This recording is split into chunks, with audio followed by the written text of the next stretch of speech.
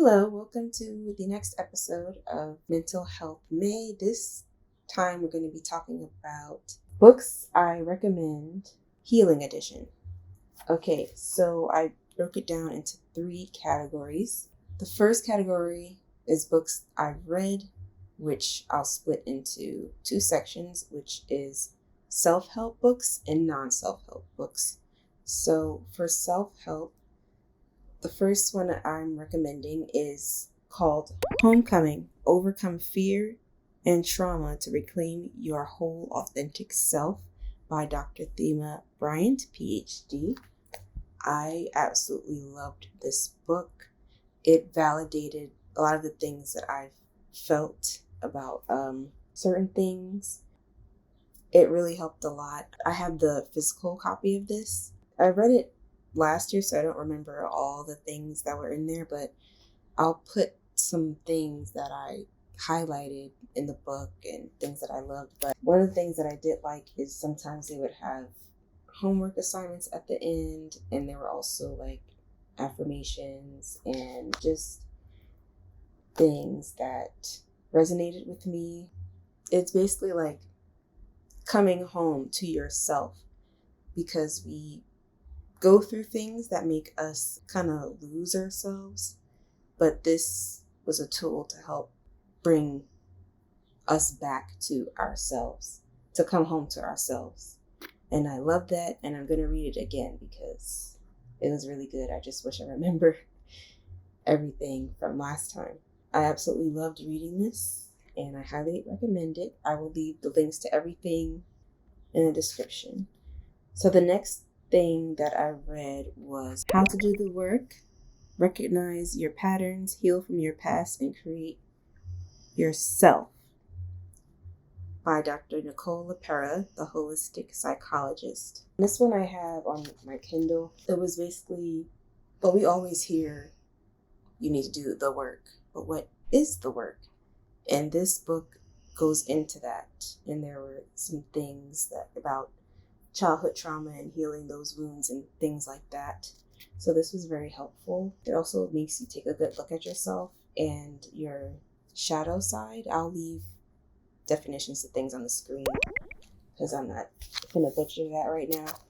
But this is another good one I might read again because I don't remember everything. I just remember really enjoying it and learning a lot about myself from this. So this one and Homecoming were my favorite self-help books that I've read. And I have other books from this author that I'm going to mention later.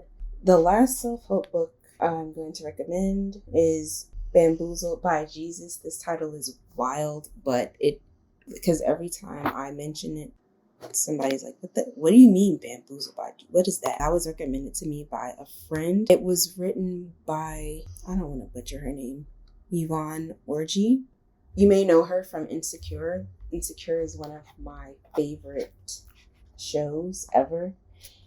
And she played Molly. Bamboozled by Jesus, How God Tricked Me into the Life of My Dreams. So this isn't a memoir. This is a self-help book. This is basically her sharing how she was able to achieve her dreams because Jesus was helping her along the way. And if you're not into spiritual or religious stuff, then maybe this isn't for you. But this was very interesting for me to read.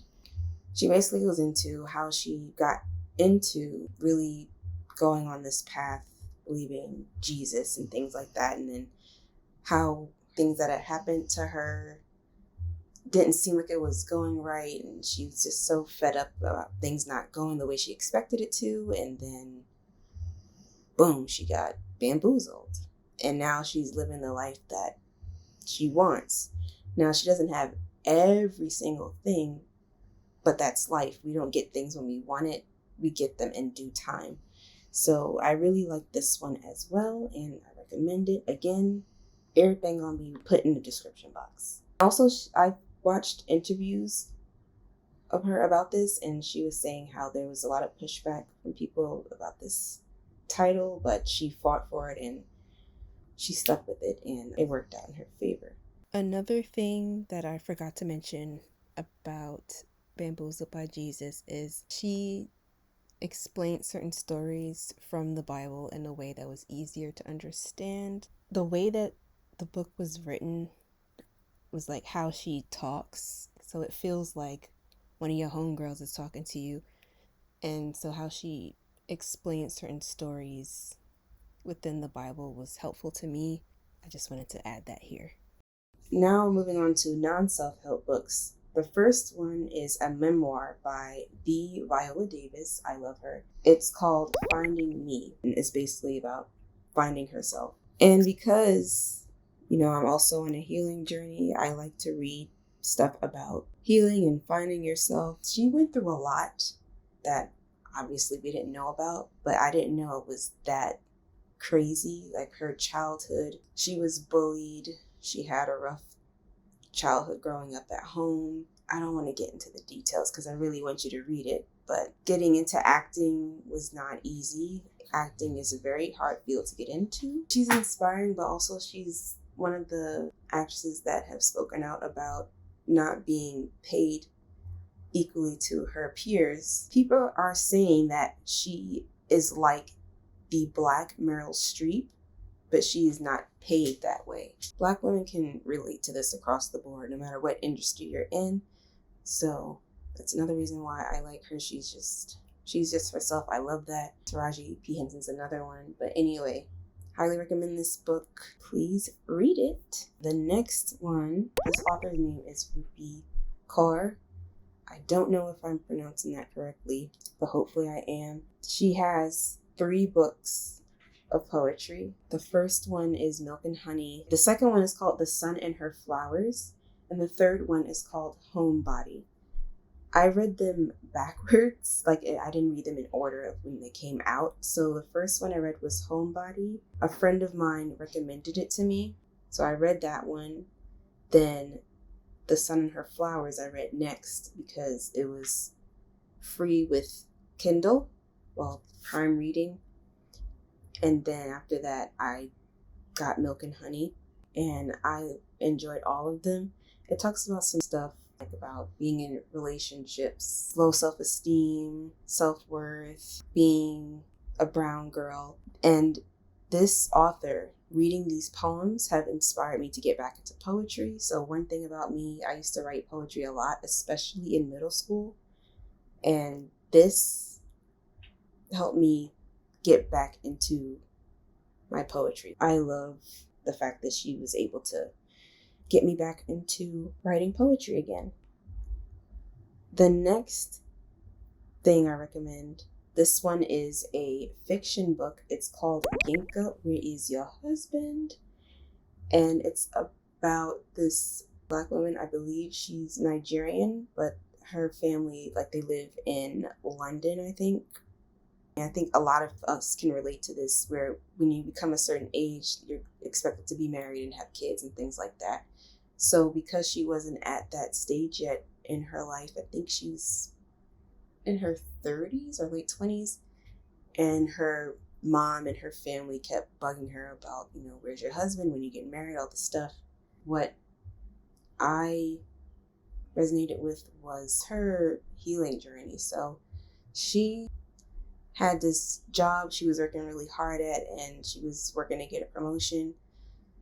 She was really good at her job, but she didn't get promoted, and then she ended up losing her job. I think she got laid off, and then she had to work her way into finding what does she really want to do, because she was good at what she did, but it's not what she loved doing. Through her journey, she found what she really enjoyed, and she was dating and just seeing what she liked and just getting her power back and just finding herself. So I really love that. Also just getting comments from people about her appearance. And there was this one thing that her mom said when she put on a wig or she had her hair straightened, and her mom said, "Wow, you look beautiful now." And I was like, oh, no, she didn't say that. I know mom didn't mean any harm, but it's just like, why is this still a thing in the 21st century where people are not seeing natural hair as beautiful? Let me not get into that because I can go off on a rant. But anyway, I love this book. I recommend it. Please pick it up. The next one is Where Wild Peaches Grow. This one I read recently. The general story is these two sisters haven't spoken to each other in like 10, 20 years because of false information.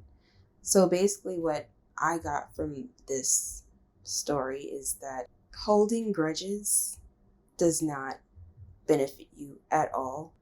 You need to communicate with people to make sure that you're on the same page. So basically, this person thinks that someone did something, and then the other person thinks that someone did something. But it's not true.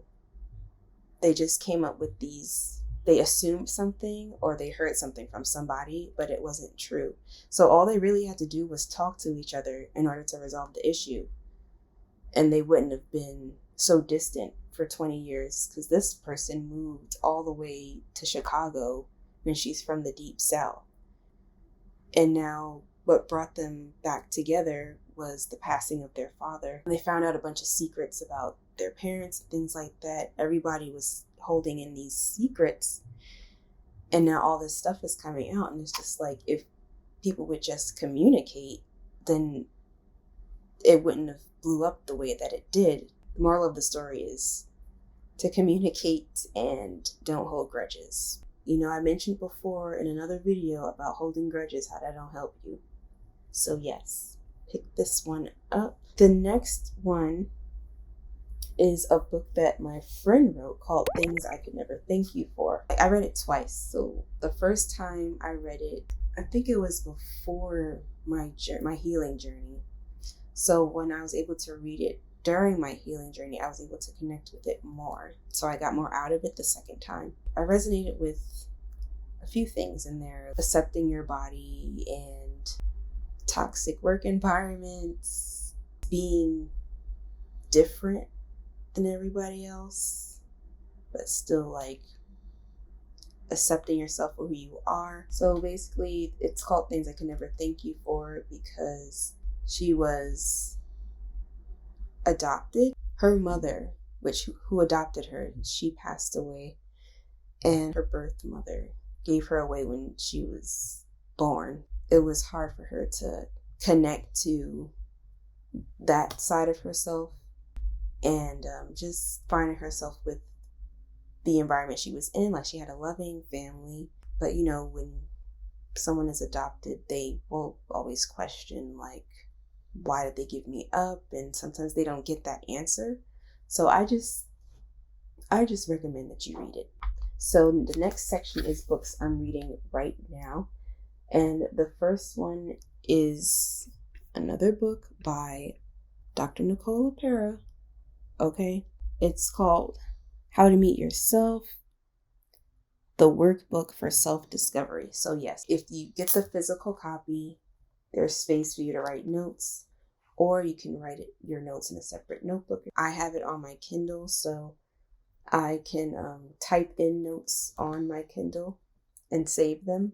You're going to read different things about like what your dream life is, trauma, things about how you feel about yourself, how you eat, how you feel about your body, how you feel about your physical appearance, how you feel about your childhood, all kinds of things.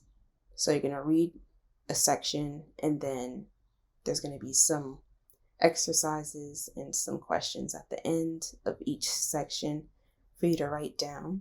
And it's very helpful. You're not going to go through it all the way. Sometimes you need a few days because there are certain questions where you need days to process or days to be observant about your behaviors so you can answer the questions. So I highly recommend this book. It is hard some times to reflect on your past experiences, and sometimes things will come up that you forgot about. But one thing that I've noticed is I would have been answering these questions very differently a few years ago. But because I've done the work on myself, I'm better than I was. So there's that. The next one that I'm reading right now, because I'm trying to read every day. Granted, I don't read every single day, but I'm trying to read at least 6 days a week. So when I'm not reading this book or working on this book, I have another book that I can read, because How to Meet Yourself is a workbook that I have to do when I'm by myself. I can't do it when I'm on the commute going to and coming from work or things like that. So I need to read a book while I'm commuting or I'm taking a break. That's why I'm doing 2 books right now. That book that I'm reading is called The Strong Black Woman: How a Myth Endangers the Physical and Mental Health of Black Women by Marita Golden. So I'm like, I think at 87% through this book. I'm reading it on my Kindle as well, like the Kindle app. The Strong Black Woman, we've all heard that before. Expected to be a superwoman, not show our emotions. Sometimes we're stereotyped as being angry, or we're not seen as human, we're seen as superhuman. Everything is on our shoulders. So I was very intrigued by this cover because of what it says, because it's true. One of the things about being considered as a strong Black woman, it's assumed that you're supposed to do everything and be everything, but Black women also have emotions. We're not robots. We shouldn't have to do everything for everybody, because we need help too. We shouldn't have to be the strong one all the time. Okay, this dives into that and how it can negatively impact us. Because we work so hard, you can get sick. Like, it'll mentally drain you, and then it'll affect you physically as well. Like, when people, they get so sick from working so hard, they develop these diseases and illnesses. And that's a reminder to me, like, wow, I need to slow down. So, she gets into how her parents died younger than they should have because they weren't really taking care of themselves. So she made a promise to herself that she would, take better care of herself. And then she was having a colonoscopy, and they found something just in time. And so she made sure that she's still taking care of herself. There was one time where she was dizzy for a few days. She didn't know what it was. Then they ran some tests on her, and they said that it seems like she had 2 strokes, which is crazy. Like, you can have a stroke and not know. It just talks about different scenarios of how being a strong Black woman can negatively affect you, but it doesn't have to be that way. You can still be strong by being vulnerable. You can still be strong by prioritizing yourself. You can still be strong without the stereotype. Like, let's redefine what being a strong Black woman is. So that's what I'm getting from this book. I recommend it. So this last section is books I will be reading next. So after I'm done with this book, after I'm done with The Strong Black Woman, because I'm pretty sure I'm still going to be working on the How to Meet Yourself workbook way after I read this one. This is taking some time. So the books I'm going to read next are The Body Keeps the Score and How to Be the Love You Seek. The Body Keeps the Score: Brain, Mind, and Body in the Healing of Trauma by Bessel van der Kolk, MD. I will definitely be picking this up after I'm done with reading The Strong Black Woman. We may forget about something, but our body hasn't. Whether that's in your chest, your back, your stomach, whatever, your body will still react to your trauma, or still feels it. So that's why I'm really gonna dive into this one. And then the other one, How to Be the Love You Seek by Dr. Nicole LaPera. yes, I'm going to be reading all of her books because they're helpful. So she released How to Do the Work First. That's how I was introduced to her.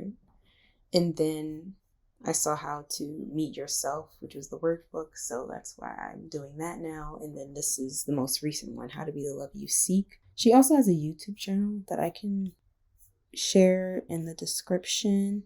But yes, How to Be the Love You Seek, Break Cycles, Find Peace, and Heal Your Relationships. That sounds amazing. I will definitely be reading it. That pretty much sums this up. Thanks for tuning in. I'm still going to do one more video before this month is over. Thanks for watching. See you next time. Bye.